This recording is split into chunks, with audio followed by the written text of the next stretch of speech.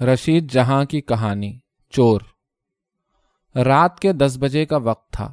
मैं अपनी क्लिनिक में अकेली बैठी थी और एक मेडिकल जर्नल का मुताला कर रही थी कि दरवाज़ा खुला और एक आदमी एक बच्चा लेकर दाखिल हुआ। मुझको अपनी नर्स पर गुस्सा आया कि ये दरवाज़ा खुला छोड़ गई। मेरे मरीज़ देखने का वक्त मुद्दत हुई ख़त्म हो चुका। या तो कल सुबह लाना वरना किसी दूसरे डॉक्टर को दिखा दो। मर्द छोटे कद का तो था लेकिन बदन कसरती था और बच्चा जो गोद में था उसका सांस बुरी तौर से चल रहा था और साफ जाहिर था कि निमोनिया हो गया है। बच्चा गर्दन डाले निढाल था और चलचलाओं के करीब मालूम होता था। मर्द ने अकड़ कर कहा, मेम साहब फीस ले लीजिए, और क्या आपको चाहिए। मैं फीस के नाम से शायद धीमी भी हो जाती, पर उसकी अकड़ से चिढ़कर बोली, फीस के बगैर कोई डॉक्टर देखता है? मैं इस वक्त मरीज नहीं देखती। तुमको मालूम होना चाहिए कि ये वक्त डॉक्टरों के आराम का होता है। दूसरे, तुम्हारा बच्चा बहुत बीमार है, जभी तो आपके पास लाया हूँ। हमारी साली का बच्चा तो और भी बीमार था, आपके इलाज से अच्छा हो गया था। अब उसका लहजा इनकिसाराना था। मैंने बिगड़ कर कहा, जो मेरा ही इलाज कराना था तो जल्दी आते। कोई दूसरा लाने वाला ही न था और मैं इससे पहले नहीं आ सकता था। उसकी कनपटी पर जख्म का एक गहरा निशान था। इतना बदमिजाज आदमी जरूर किसी मारपीट में जख्मी हुआ होगा। बच्चे ने बिल्कुल मुर्दा आवाज में रोना शुरू किया, जिसको देखकर मुझको तरस आ गया और मैं आले को निकाल कर खड़ी हुई। मर्द ने फौरन कमीज की जेब से 10 रुपए का नोट निकाल कर मेज पर रख दिया। बच्चे को देखकर मैंने कहा, एक इंजेक्शन तो मैं फौरन लगाए देती हूँ। 4 रोज तक बराबर ये इंजेक्शन 4-4 घंटे पर लगेंगे, इंतज़ाम कर लेना। उसकी गुर्बत की तरफ निगाह करके मैंने कहा, फीस की ज़रूरत नहीं, इंजेक्शन की कीमत मैं ले लूँगी, बाकी की दवाएं तुम बाजार में बनवा लो। उसने फिर अकड़ कर कहा, साहब मैं खैरात का इलाज नहीं करता। उसने अपने कुर्ते के अंदर हाथ डाला और एक अंगोछा निकाला। इतने में टेलीफोन की घंटी बजी। मैंने रिसीवर उठाया और साथ ही निगाह उस मर्द पर पड़ी।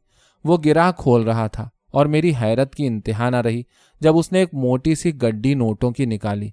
कम से कम 500 के नोट होंगे और 10 रुपया मेज पर रखकर बोला, बस या और चाहिए। मैंने टेलीफोन का जवाब दिया, हाँ हाँ हाँ। उसकी तरफ मुखातिब हुई और पूछा, तुम्हारा नाम क्या है?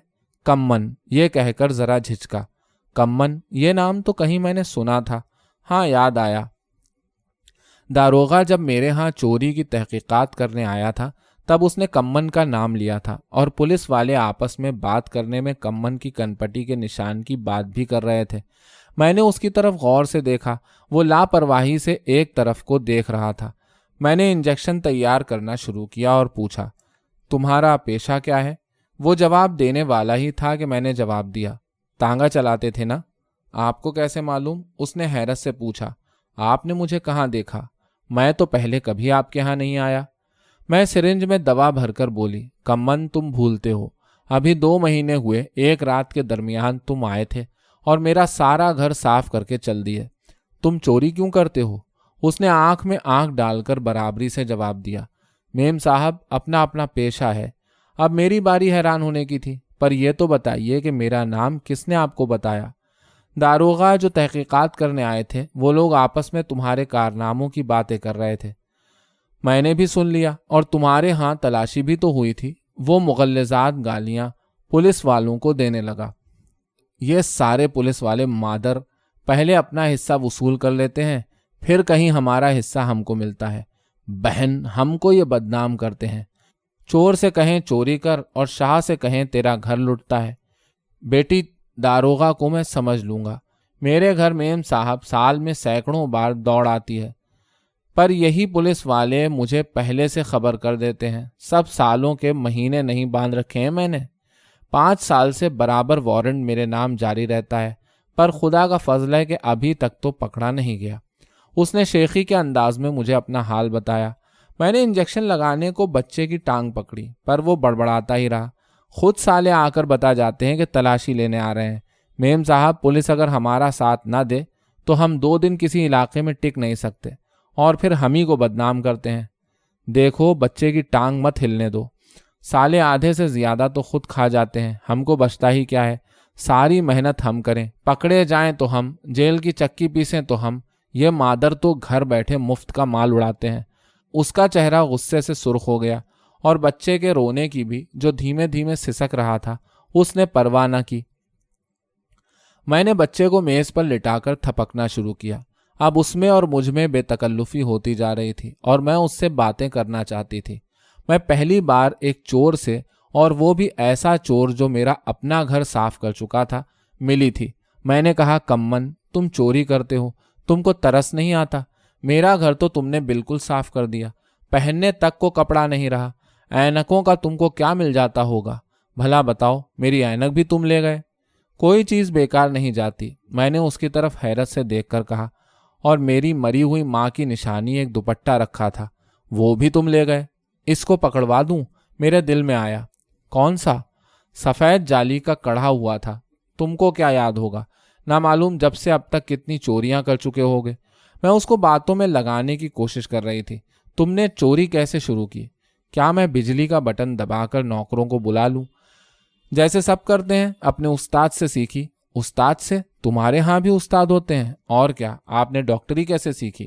میں نے تو کالج میں پڑھا تھا۔ گھنٹی بجاؤں یا نہیں؟ ہمارا بھی تو کالج ہوتا ہے۔ وہ مسکرایا۔ میرا کالج جیل خانہ تھا، ایک مار پیٹ میں 6 مہینے کی جیل ہو گئی تھی۔ وہیں استاد سے ملاقات ہوئی۔ بچہ اب پھر رونے لگا اور اسی وقت دروازہ کھلا اور میرا چھوٹا بھائی اپنی فوجی وردی میں داخل ہوا۔ جوان لڑکا تھا، کمن سے کہیں زیادہ طاقتور تھا۔ اس کے پاس ریوالور بھی لٹک رہا تھا۔ کمن اس کو دیکھ کر چونکا اور پھر جلدی سے نسخہ اٹھا کر چلنے لگا۔ پکڑواؤں یا نہ پکڑواؤں؟ میں نے جلدی سوچا۔ میں ابھی فیصلہ نہ کر سکی تھی کہ وہ باہر چلا گیا۔ آپا، کیا بات ہے؟ پریشان کیوں ہو؟ تمہیں معلوم ہے یہ کون تھا؟ یہ وہ شخص تھا جس نے میرے ہاں چوری کی تھی۔ تمہیں کیسے معلوم ہوا؟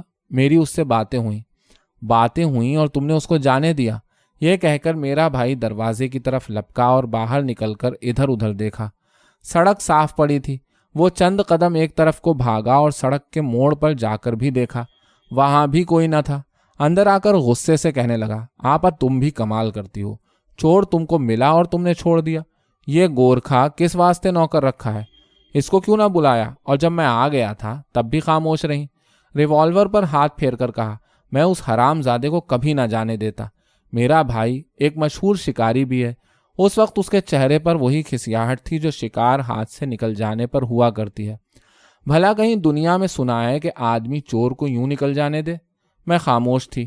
آپ بہت جذباتی ہیں، بچے کو دیکھ کر پگھل گئی ہوں گی۔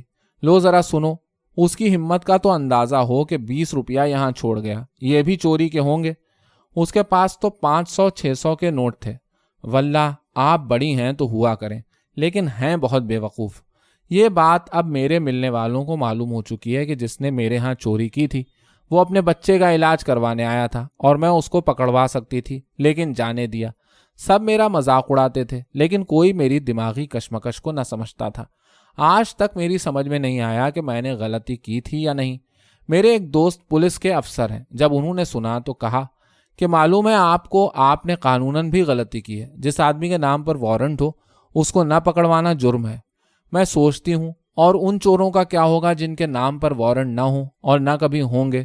چوری کی بھی تو کئی قسمیں ہیں، اٹھائی گیری، جیب کتری، نقب زنی، ڈاکہ مارنا، چور بازاری، دوسروں کی محنت کے نفع کو لے کر اپنا گھر بھر لینا اور غیر ملکوں کو ہضم کر جانا، یہ سب چوری میں داخل نہیں؟ لوگوں کے کہنے سننے کی تو مجھ کو پرواہ نہ تھی، لیکن دراصل جب ہر طرف مجھ کو بے وقوف سمجھ کر میرا مذاق اڑنے لگا تو میرے ضمیر کے اندر ایک کریت پیدا ہو گئی۔ کیا سچ مچ اس چور کو نہ پکڑوا کر میں نے کوئی اخلاقی گناہ کیا تھا؟ میں اپنے شہر کی ایک باشندہ ہوں، کچھ شہری ذمہ داریاں مجھ پر عائد ہیں۔ کیا اس چور کو نہ پکڑوا کر میں نے کوئی شہری جرم کیا ہے؟ پھر میری نظر چاروں طرف دوڑنے لگی۔